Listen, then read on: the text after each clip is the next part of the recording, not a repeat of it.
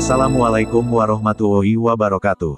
Sahabat sekalian, kembali lagi di channel Atabik Muhammad. Kali ini, akan disampaikan sebuah kisah tentang kisah Gus Dur hendak temui Habib Lutfi bin Yahya tapi dihadang Sunan Gunung Jati.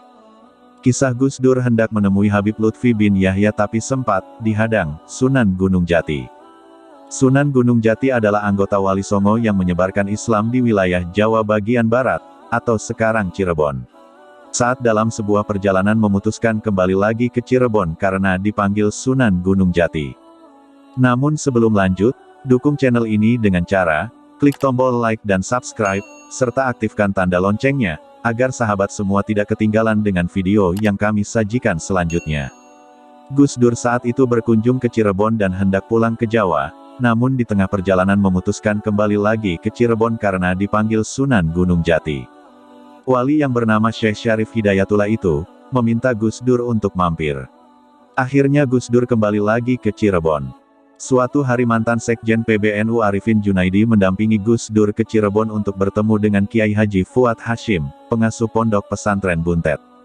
Setelah pertemuan yang berlangsung sampai larut malam tersebut, Gus Dur dan rombongan lalu pamit hendak meneruskan perjalanan menuju Pekalongan untuk mengunjungi Habib Lutfi bin Yahya. Namun, sesuatu yang tidak biasa terjadi di tengah perjalanan, tepatnya di daerah Losari, perbatasan Jawa Barat dan Jawa Tengah.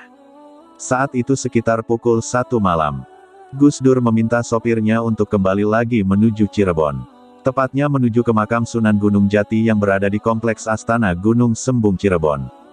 "Saya baru saja dipanggil Sunan Gunung Jati," kata Gus Dur. Tanpa komentar, semua anggota rombongan yang lain terdiam. Perjalanan pun berlanjut sampai di kompleks makam. Herannya, di tengah malam buta tersebut, semua para juru kunci sudah berkumpul menyambut kedatangan Gus Dur.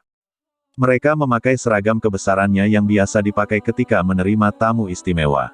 Sementara itu, diketahui buyut Habib Lutfi bin Yahya juga seorang wali Allah, yakni bernama Habib Toha Ciledug Cirebon. Habib Toha adalah ulama besar penyebar Islam yang berdakwah di Cirebon, Jawa Barat.